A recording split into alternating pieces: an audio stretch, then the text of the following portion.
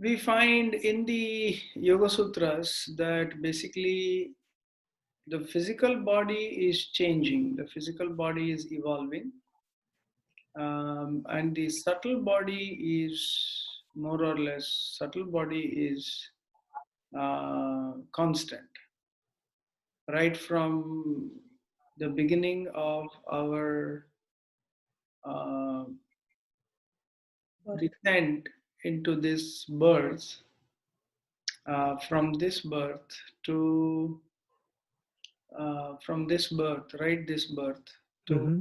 from the all our previous births, from the beginning of all our previous births till we go back to the spiritual world. Mm-hmm. The the the soul's um, remains the same. The soul's subtle body remains the same. So the subtle body doesn't change.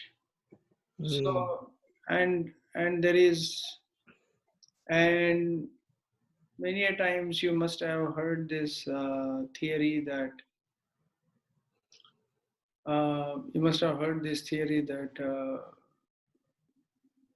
what do you call it? There is also a duplicate of you in some other universe and this and that. Yeah, yeah, I have heard that. Sadhguru was telling that we have a parallel universe, and Sadhguru, Mm-hmm. do you know the Sadhguru? Mm-hmm. Jagi Vasudev Okay. Sadhguru. Mm-hmm. Yeah, he was also explaining something like that, that same image have a different image in another universe also. We have a parallel universe like that. Mm-hmm. Okay. So basically, uh, so we have to basically realize that this what you are talking about, uh, the the physical travel and the physical body. So there is nothing called, so to speak. Who's this? Just joined. Welcome, Hare Krishna, to this today's talk. So basically, we have to realize that this um, point, that this body um, has a duplicate. Now the thing is, we have to realize that the soul, your soul is individual. Your soul is individual, and there might be karmically, we can see that everybody somehow or the other has a different body. There have been many points, many times in history where there have been body doubles. Hmm? There have been body doubles, there have been these kind of situations.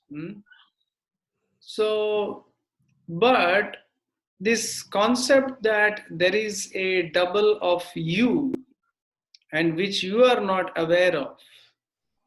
So basically, if you talk about it, it is all about awareness.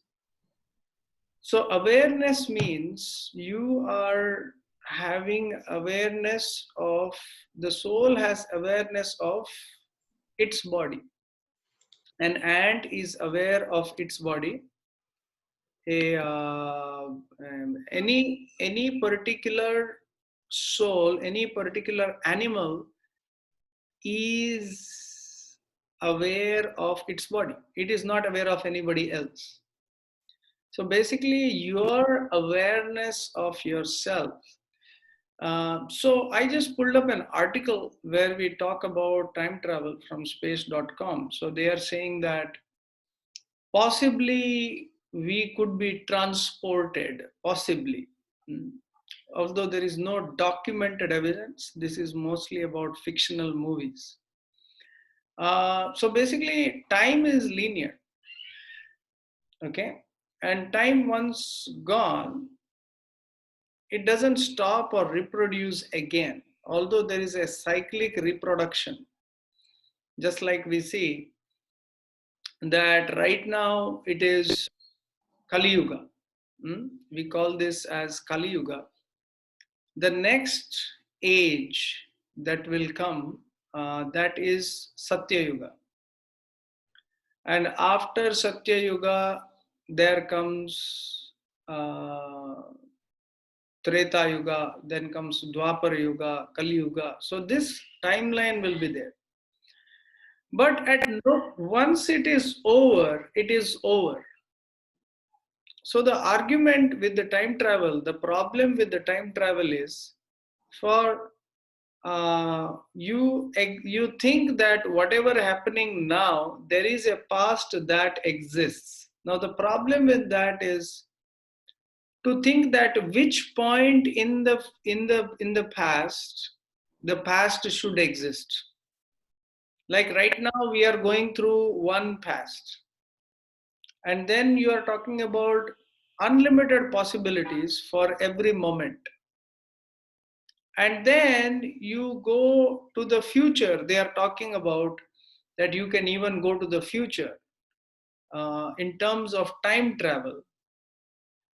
So when you want to go into the future in terms of time travel, which exact time are you talking about? Because then for every moment you can produce one, or there exists one particular time where the future will exist, where you can go to.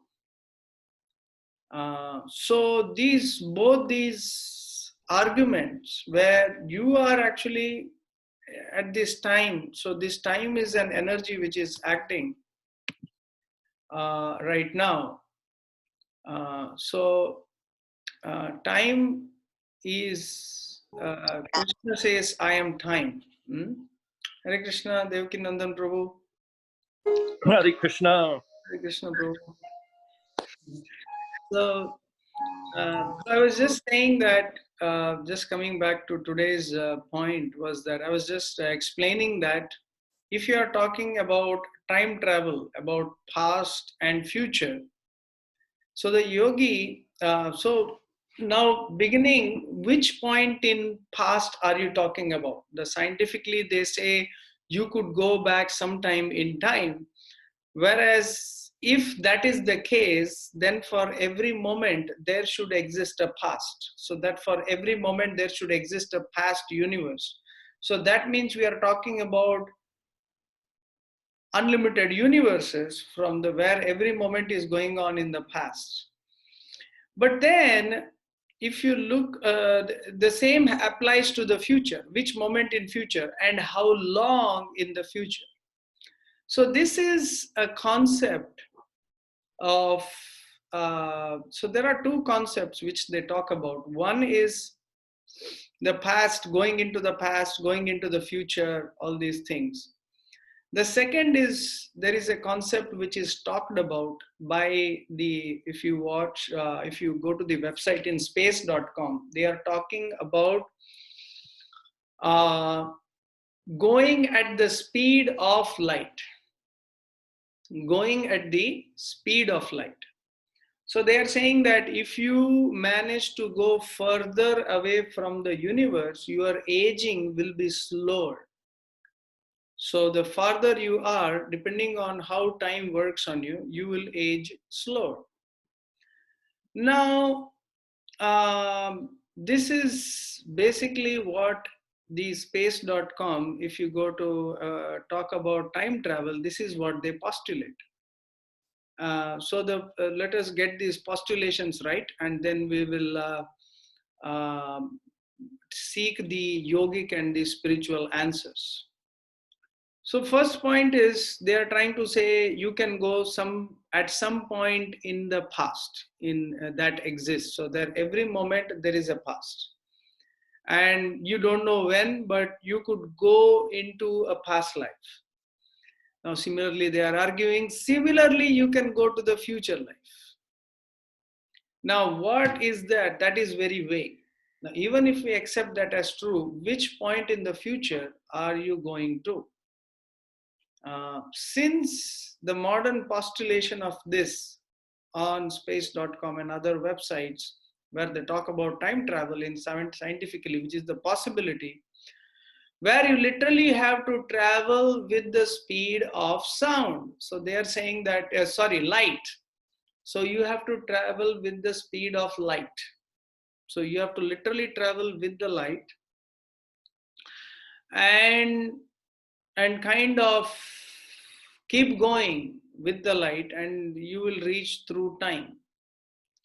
Now their postulation is that as the time travels, as the light travels with that speed, you actually, there is something time, and you can take over time. You can go further into that time if you go further. So time is there, and right now light is going at this speed. If you go at that speed, because you are at a slower speed, but if you go faster, then you go into the uh, future, and you can age slower, you can go into the past. Now if you look at it yogically, uh, the yogic siddhis, these give you, and so this is clear, this point is clear what it talks about, the postulations of. If anybody has any questions in between, please feel free to ask or chat, no problem.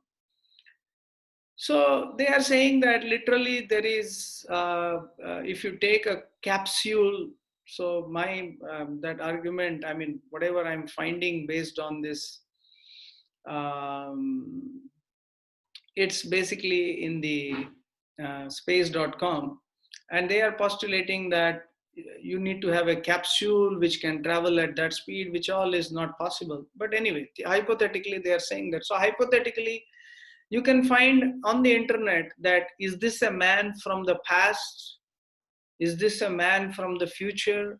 You'll find all these things, and many a times, given the photo and the arguments or something, we might question, we might ask questions on, we might wonder, is this real, or what is the actual answer? So we will now discuss the actual answer. Now basically what is happening is, we are here um, in a particular space. So we are stuck in a particular space, in a particular universe. So we are the soul, and we have one subtle body, one subtle body. So the soul is covered by this subtle body. Now, when, according to the Bhagavatam, when the dissolution takes place, when the end of the universe takes place, the soul goes back to the stomach of Vishnu. Now, the Lord says He is time. Only by His inspiration is there a movement of time. So that is Garbhodyakshay Vishnu. So that is Garbhodyakshay Vishnu. So in his belly, in the belly of this Vishnu, the soul enters, and Lord, um, the Lord puts him into a state of sleep. So the soul sleeps there basically, and until the time comes when the creation is started again, until the time comes when the creation is started again, until that time, this is fully, what do you call it, this is fully, the soul is fully unaware, blissfully unaware, blissfully ignorant of his situation. So he is basically put in a state of sleep. So then when the time is started, the soul goes back, but the soul already has this subtle body. Now the point is that the subtle body that the soul has, this does not change, nor does it live, nor does it leave any kind of duplicates behind. The subtle body that the soul has, it remains constant from the beginning of creation till the point the soul goes back to the spiritual world. So it leaves no duplicate there. The soul remains the same. So many people talk about parallel universe or antimatter and all these different things, which is basically uh, there is no question of parallel universe. There are many universes. There are many universes within the universe. There are many universes, but there is nothing called parallel universe where the same as you is taking place. The same person as you is in a duplicate position. No, that is a completely unproven. Number one. Second is, if something is a duplicate of you and you are not aware, first of all, the soul is individual according to the Bhagavad Gita. So the soul is individual. Soul is now trapped in a particular time, and every soul is unique. And every soul is unique. So, for example, even if there is a twin, the twin doesn't mean that he is my duplicate soul. No, the soul that the other person has and the soul that I have, both are different. I am an individual, he is an individual. We have a similar looking body, but most twins also have different characters. Very few twins have the same character also. So, frankly speaking, because the soul is individual, and this can be proved by the awareness of the soul. The soul is aware only of its body or only whatever is happening to him. Now, the soul doesn't duplicate. Even if it duplicates, he should be aware, because awareness is the quality of the soul. So when I'm talking about a parallel universe and there is a person there, then he should have, if I am him, then I should be aware of him, because the soul should be the same.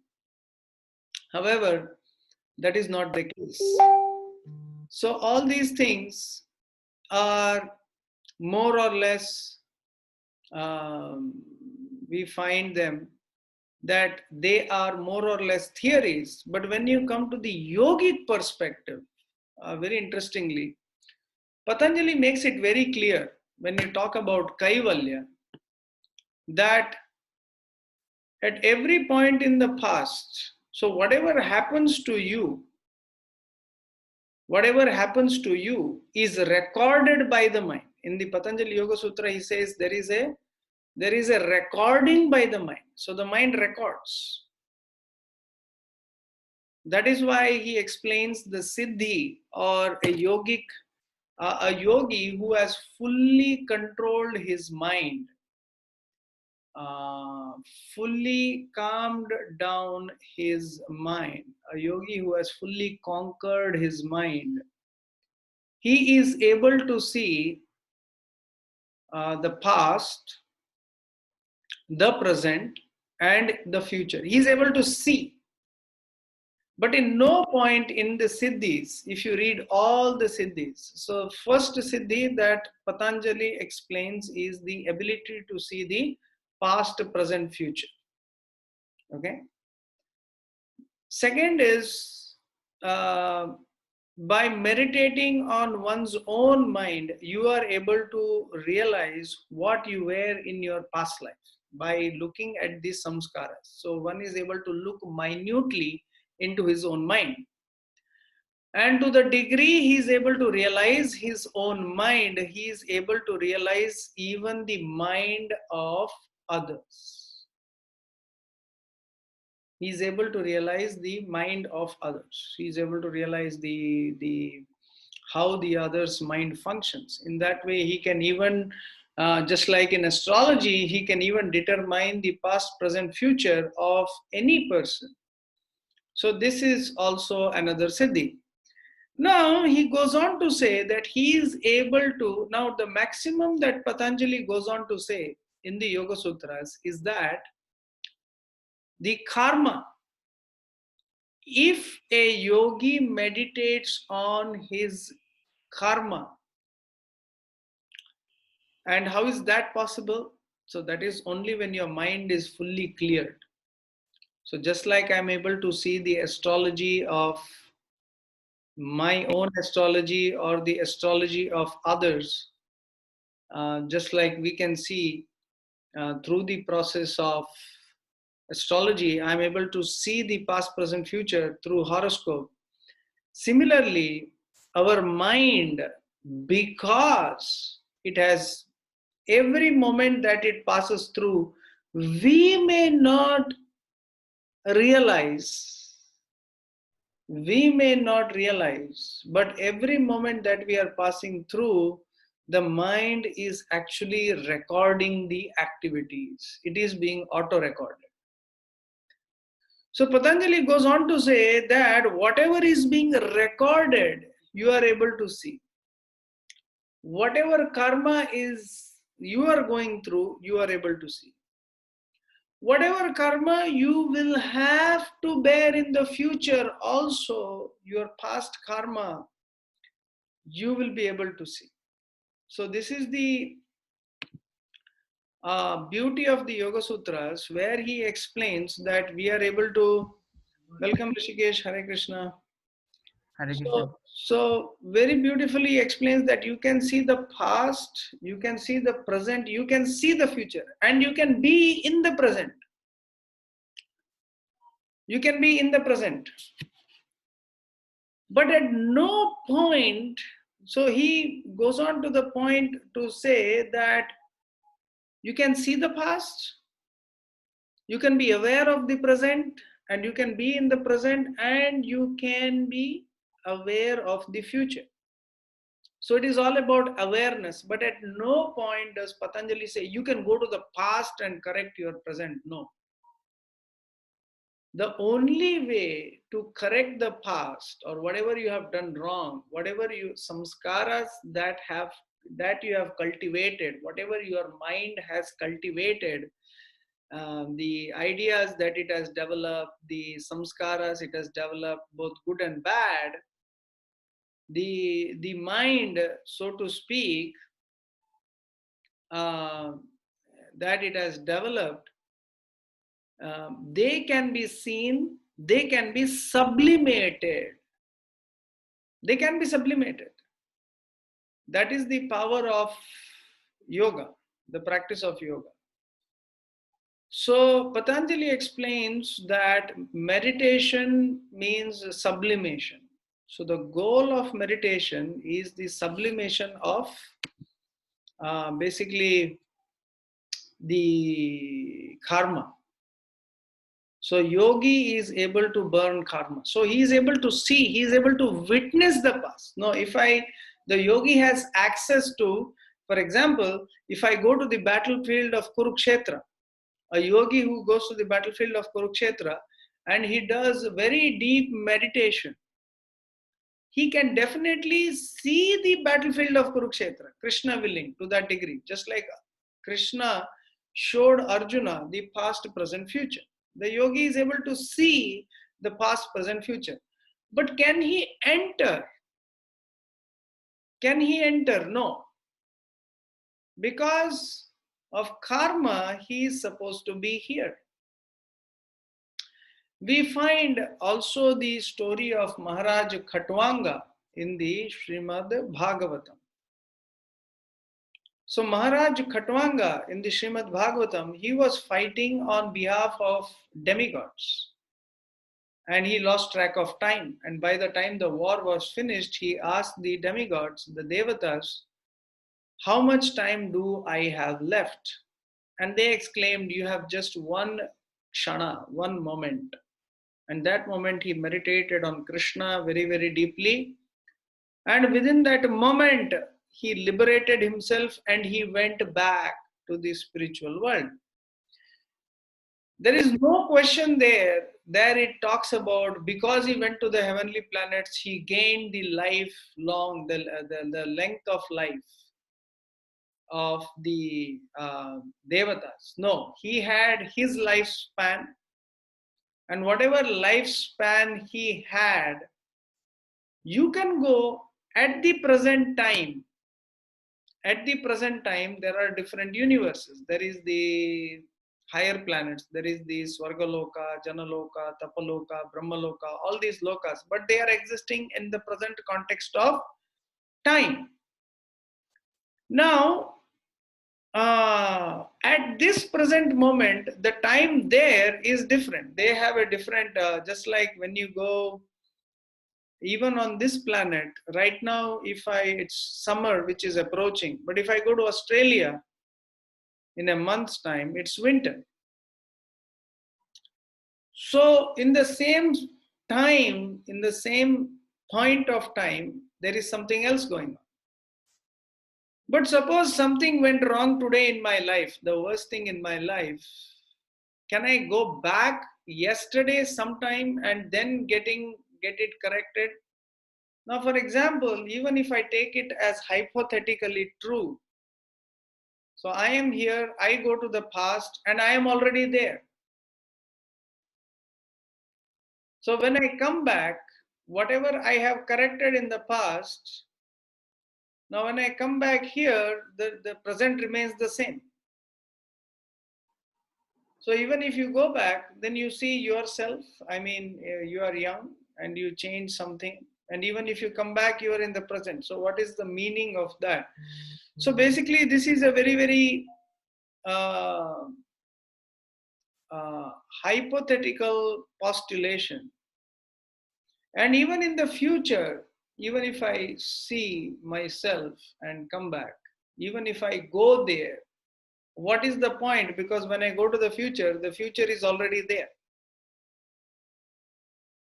So Patanjali explains that this past, what has gone, that is a recorded past. It's not an existential past.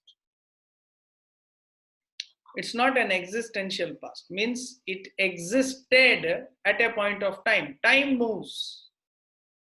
Time keeps moving. Time once lost cannot be got back. Now, this time axis, time, if you see the definition of time according to Krishna, time I am the destroyer. Time I am the destroyer. If you see the Vedic way, if you see the yogic way, Krishna is explaining, time I am the destroyer. Now, when he says time I am the destroyer, as we pass through time, the time is destroying. It is getting destroyed also. Means it doesn't exist to the point where you can go back in time. There is no question of going back in time. So if I draw a timeline, so when we speak timeline, I can go through it in a movie. So exactly just like I record something and I play it like a movie, and when I play it like a movie, I want to go, I can go behind and I can change some things, I can change the whatever. But it is again, it's an image. You are playing with something with an image. So when you go back to time, you are actually not going back in time. You're actually going past in the present time in that image. That's all. You can change the image. You can change the image. So the same thing is that, but you cannot change by yourself going back to the past. Once something is done, it's done. Just like death. Once you have died, that's a rare case in Ayurveda where one can implant a soul also. That science existed, however, today it doesn't exist. So basically, if you understand the science, the modern science, this time travel is basically very, very hypothetical. But from the yogic perspective, it's very yogic and Bhagavad Gita perspective. It's very interesting because you can travel with your mind. You can actually see what happened. The example is given in the Mahabharata. So in Mahabharata, um, we can see that Yudhishthir told a lie for the first time in his life.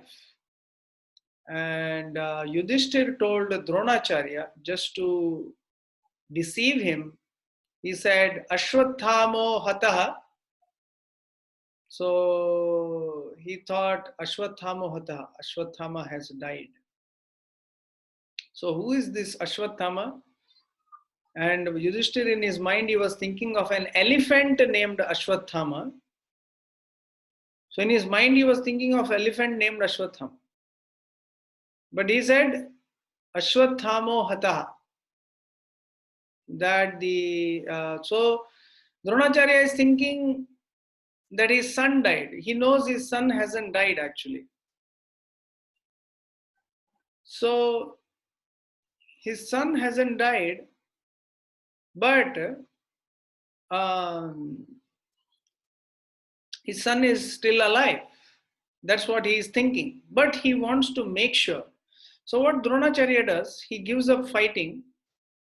And at the same time, instead of fighting, what he does, he goes into a state of trance. He tries to go into a state of trance.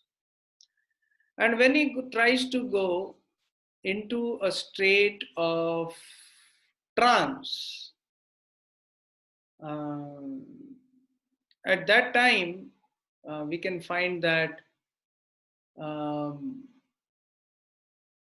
he is trying to actually go into the past and see if his son has actually died.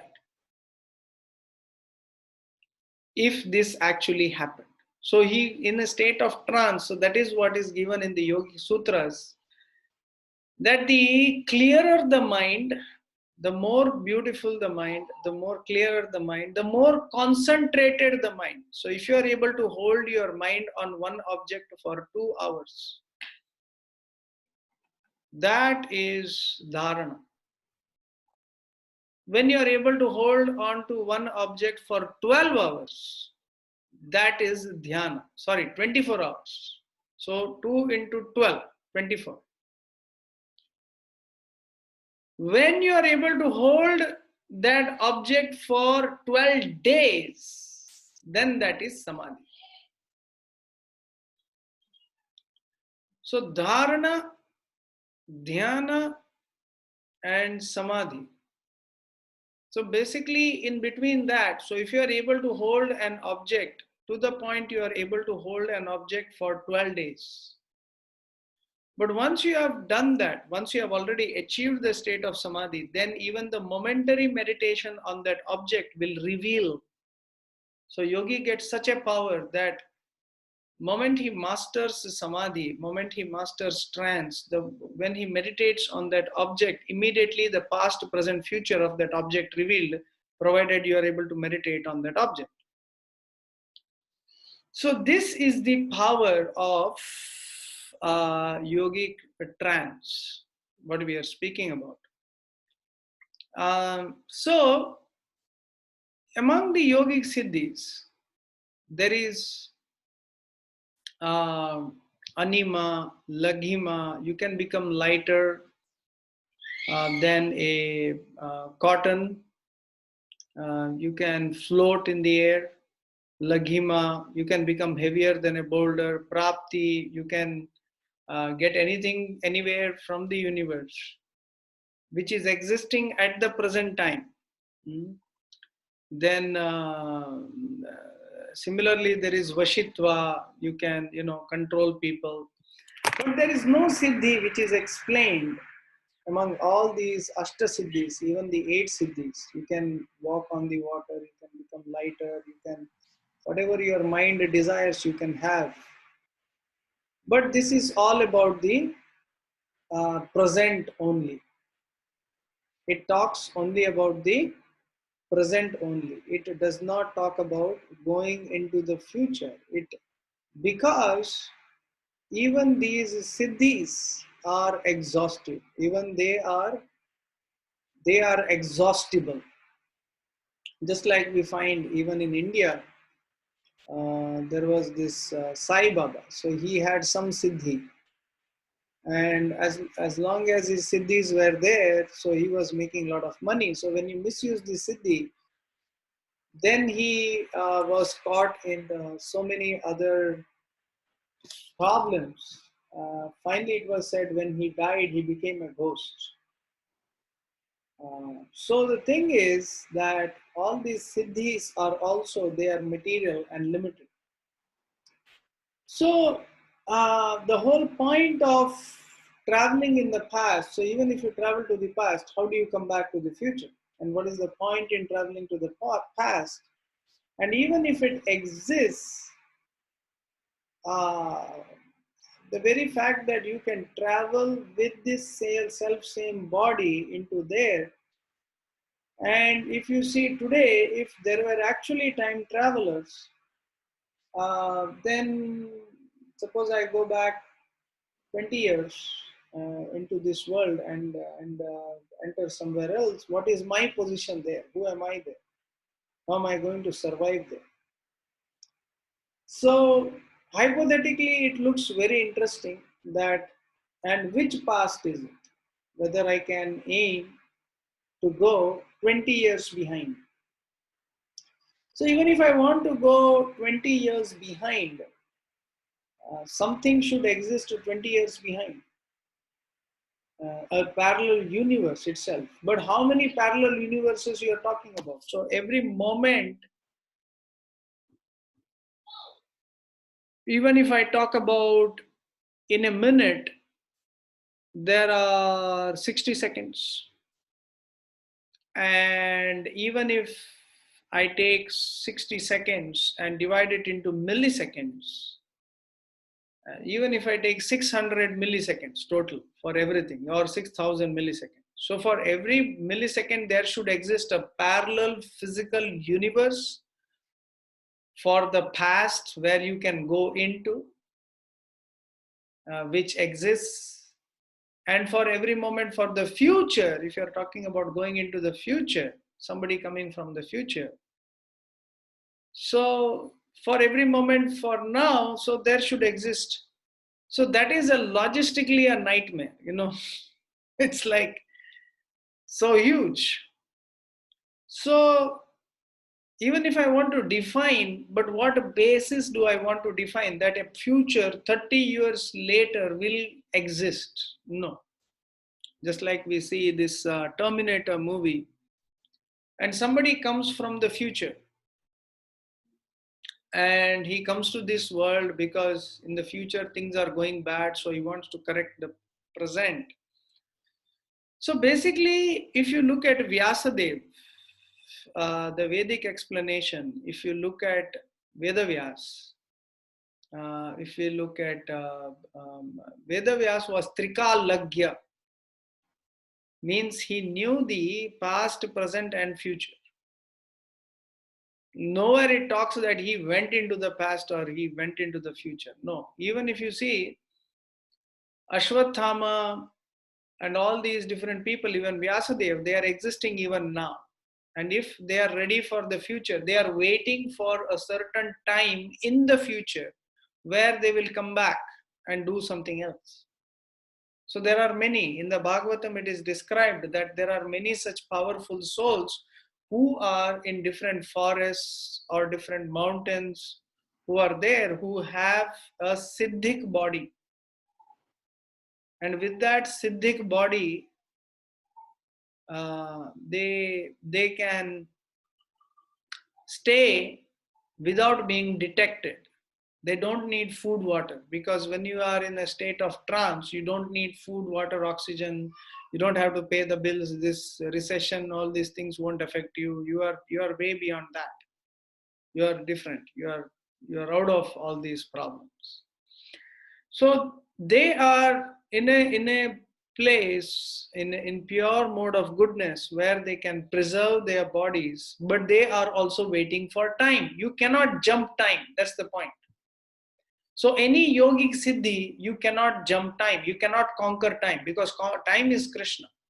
And time, whatever is going on now, at the same time, it is destroying the present moment and taking you to the next moment. The past moment is gone. But where is the past moment? It is in the recording. It's recorded. It's there. It exists, but only in the virtual sense. So the memory of it, either we learn a lesson from it, either we suffer from it, either we enjoy it, and we know how to correct it. So a yogi's responsibility is basically to be aware in the present. That's all you have. All you have is the present, and what you do in the present determines the future. This is the most beautiful aspect of the understanding of Yoga Sutra. So Yoga Sutras also says the same thing, that if in the Buddhist philosophy it says the mind is momentary, means after some time the mind goes away. No, in the Vedic philosophy the mind is real. The mind is there. The mind will not just disappear. The mind is there. The mind is real. And this mind that exists, we have to learn to deal with it. It's going to be there. And we have to deal with this mind, come to the mode of goodness. And a yogi in the mode of trance, he elevates this mind to the mode of pure goodness. And no longer will this mind, and it is able to see the truth. First of all, we say this world is an illusion. But many of us, we are not able to realize it. We are so, because of the mode of agitation, that is Rajoguna and Tamoguna, we become firmly attached to this world due to Facebook, right? We become very, very attached to this world. And in the mode of goodness only, there is a possibility of detachment. So when this detachment comes, so basically it's just a question of awareness. So once you become in the Rajoguna, you are very aware of time. Oh, I am getting this old, I have to do this. So it's a question of awareness. At the same time, Krishna is always existing, who is beyond time. So when a yogi becomes aware of Krishna, aware of the soul, aware of Krishna, then he goes beyond the disturbance of time. So right now, time is like a disturbance. Oh, I'm losing time every moment. We are in so much anxiety. We have to achieve so much. We have to do so much. And we are in so much anxiety. And this anxiety is actually because of our lack of spiritual understanding of time. So time we understand. So basically, time stops acting on those souls who are liberated. Means once you become detached from the body, you see the body becoming body actually becoming old around you, and it doesn't affect you anymore. So that is how you go beyond time. So yogi learns to master time. How he is able to see the past, he is able to learn from it. He's in a state of trance right now. And because he is able to, according to the yogic siddhis, he is able to see his own karma. He can actually design the future. He knows where he is going to because he is selecting a destination beyond time. So that is the independence of a yogi. That is the goal of a yogi. That is how a yogi should act. All right. So, any questions or comments at this time? Yeah, Prabhu. Mm-hmm. So you talked about Ganga, and where at the end of the war, he was told that his has only one kshana left as for the measure of his life on earth, right? Mm-hmm. But we also hear about the story of Revati's father Kakudmi, where he goes to Brahmaloka to find the husband for, and he just waits for the dance to conclude, and they said that several yugas have gone by. Mm-hmm. So I mean, here this person also goes to higher planets to fight, but still uh, his time span has not changed. But here in this case, where they say that the time span is uh, passed by, so both So, started. yeah, Yes. yeah. So basically, that is a very, very rare case. Mm. Whereas Revati is not a ordinary soul. Mm. Just like Krishna, when dancing with the gopis, it is said that it was during this Kali Yuga only, when the rasa dance was going on. Brahma froze time. Brahma froze time for one night of Brahma. Mm. So the entire night of Brahma. So that is one day of Brahma is like 1,000 Chaturyugas. So almost like 500 Chaturyugas. So Brahma froze time so that for such a long time the Krishna and gopis could enjoy.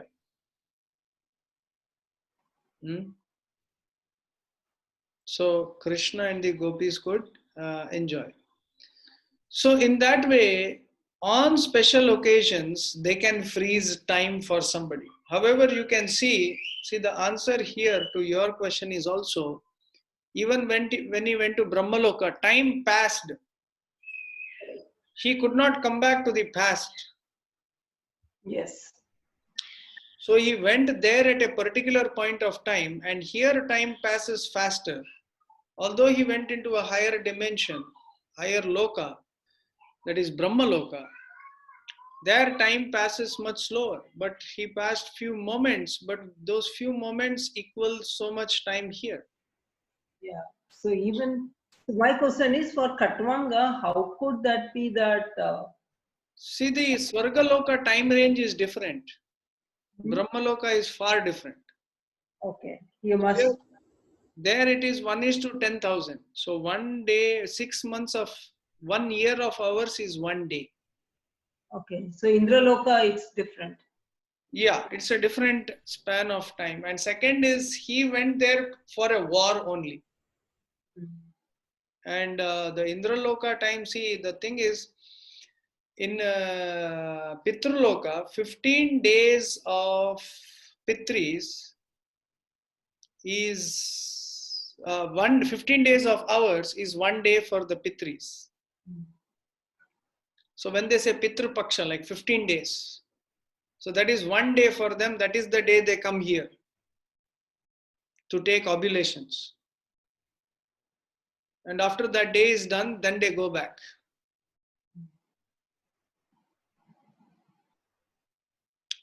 So the time span of the Swargaloka is not as much as the Brahmaloka. Okay. Okay? Yeah. And another question is in Adi Shankara's life, we hear about transmigration of bodies. Mm-hmm. Andrea also talks about transmigration of bodies anywhere. Means transmigration means antardana is there where you can leave your body and enter somebody's body. Correct, correct, Yeah. correct. That's what Adi Shankara does, right? He takes the body of that king. Yes, he enters the body of that king to experience worldly life.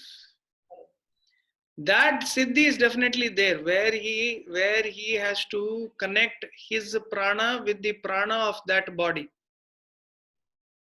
You have to occupy that body and connect your prana to the prana of that body. Because when that king is dead, the soul and the subtle body leave. Hmm. Hmm. The soul and the subtle body have left. So you are connecting into that body and you have to connect the prana into all the nerves of that particular body. So when you connect, Does he talk that as one of the siddhis in this chapter? yes, He talks about. antardhanam. Okay. Where, Antardharma, uh, yeah, this- Antardharmam is becoming Adrishyam, but also one of the Siddhis, I forget the name, but you can actually enter others' bodies. Hmm. That is only when you are able to suspend your body, first of all. Hmm. In the trance, you suspend the body, the prana in your body. You suspend it, and then you are able to leave your body and then go somewhere else. But then you have to safely, you have to keep your body safe. Correct. Because somebody may kidnap Right. kidnap your body. So that is what Shankaracharya did. He left it with his disciple. Right. That will be an interesting serial to make if somebody makes it.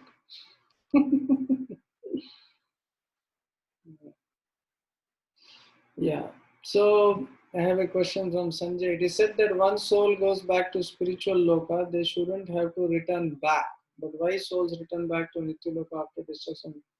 So Garbhodakashaya Vishnu is not spiritual world. Garbhodakashaya Vishnu comes to the material world to give birth to the souls, to give the souls. So those souls who have not yet completed their spiritual journey, so at the end of this creation, they are impregnated into the belly of Lord Vishnu.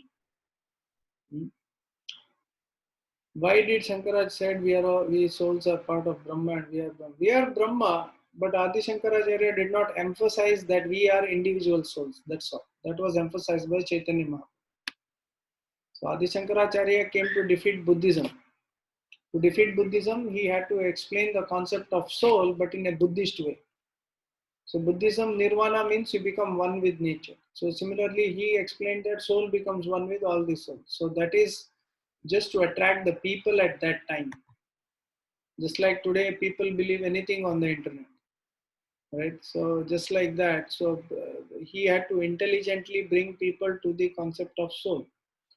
So that is why Ramanujacharya and others, they explain the concept of the soul as being an individual soul. An individual soul. Hmm? So that was emphasized late, hmm, after after Shankaracharya. Yes, Hare Krishna, Prabhu. Hare Krishna. Yeah, so related to Mataji was saying. So, Mhm. and then you answered that, that you can control the pranvayu of others' body. Mhm. That. So we see in India, so, uh, a lot of places where, people behave differently in front of God. Like they see that, yeah, so Devi or somebody has come in their body, something like that. It is very prevalent in India, especially when there is, gatherings or yatra to particular, uh, yeah, particular place. Sometime it happens. So many times I seen, and then their behavior suddenly changes. Everything changes. Yeah. Not sure. So not everything is false, not everything is true. So the point here is that uh, what they are trying to do is there are ghosts and spirits. So this is all tamasic. To invite other ghosts and spirits into your body. This is basically done like they do this where they invite ghosts of Napoleon and this and that. So you never know who is coming, what is going on there. So it's all, uh, so there are ghosts. We can see that Lord Shiva is in charge of the ghosts. Hmm? And these ghosts, they are prevalent in this planet also in different places. And there is also these Devi Shaktis, so they are all there. So those who are tamasic, they need a ritual which is like ghastly, which is scary, which that is the kind of kick that they get. Mm.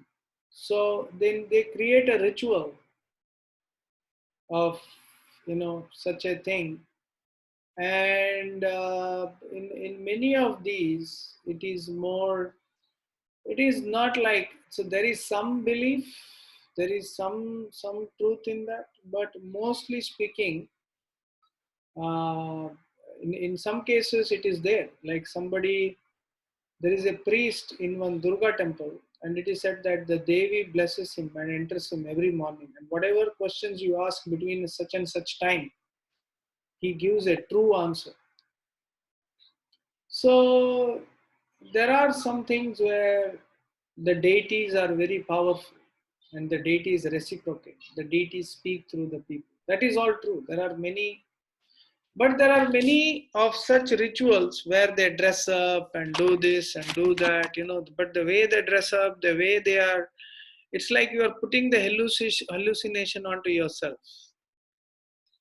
And many a times it is inviting all these ghostly energies, and they drink and they do all these different things and sitting all night, dancing, they have this Durga and all this. So if that were very real, and if they really uh, could could answer and give all these wonderful answers there, uh, it would have been, no village would have been suffering, because they are in the mode of passion and ignorance. These are all make believe, many of them. Only when you worship Lord Vishnu, only then like in Jagannath Puri, they have a problem. They go sleep in the main temple of Jagannath, and as soon as they in the dream of the priest, Lord Jagannath will give the answer. Hmm? So that is all in the mode of goodness, where you invite the Lord to speak in your dream, where you pray to the Lord and ask for answers. So all these different things. So these are all the wonderful uh, these are all the wonderful, we can say, the presentations. These are the wonderful aspects where all the three gunas are there in India. And many places there it is mostly like tamo guna and all these rituals, and many a times these rituals are done to attract and make people have faith, because the people are so much in tamoguna, they need some ghastly, like colorful ritual. Otherwise, what is the fun? So you want to have some fun. So they started all these things, and some of them are okay, but many of them are just blind. Yeah. Okay.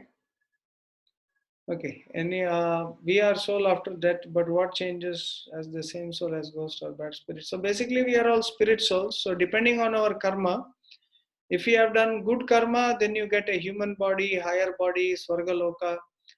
If you have done a lot of bad karma, then you go to hell. But if you have done horribly bad karma, and if you have died before your time, then you could become a ghost for some time. So that's the worst body. So one should. So that is why they say in certain pujas, akala mrityu haranam, that one should not die before time. Mm. So one should die when his time comes. So Durga is supreme in there. So like I said, there are people of different levels. People are in Sattva-guna, Rajoguna, or Tamoguna. For those who are in Tamoguna, there is Shiva Puran. For those who are in Rajoguna, there is Devi Puran. But those who are in the mode of goodness, those who are in the spiritual mode, for them there is Vishnu Puran or Bhagavad Puran. Okay. So for people of different levels of gunas, so these shastras are also divided into three gunas. So those who come to the worship of Krishna, they actually come to the level of goodness, but they are in the mixed goodness. But then when you come to the level of worshipping, surrendering unto Krishna 100%, then you become come to the mode of pure goodness. So the pure goodness is the real mode of a devotee. Okay. All right. So any other questions, comments? Not about What is that? not about this topic, Prabhuji, but just how did your conversation yesterday went? Oh, it was good. So our Yoga Sutra book is also accepted, and uh, we are um, we are now we have to do the final designing. So that's what we will start from tomorrow. The Yoga Sutra will be a pictorial book, and it will be a great thing that it will be published by Mandala Publishers. So they are going to do a high quality editing and printing, and both our cookbook and everything will be in very high quality print. So it was a good conversation. So we have a deadline of 3 weeks to finish. So we are very all excited about it, and we need everybody's blessings.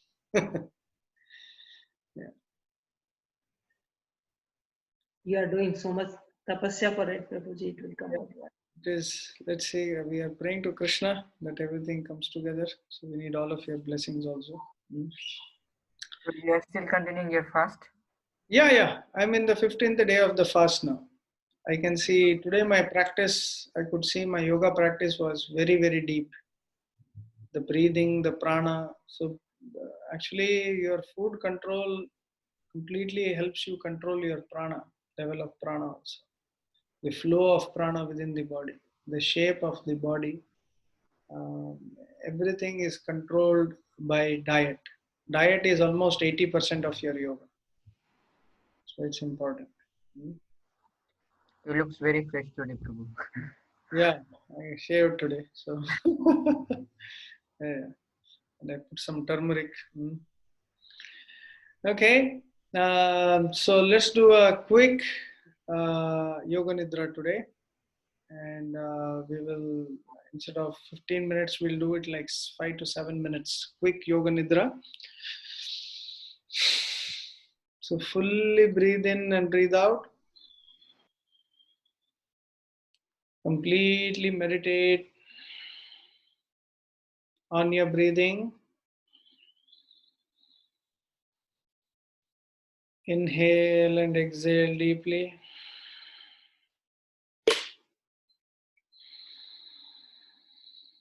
Focus on the sound of the breathing in your throat.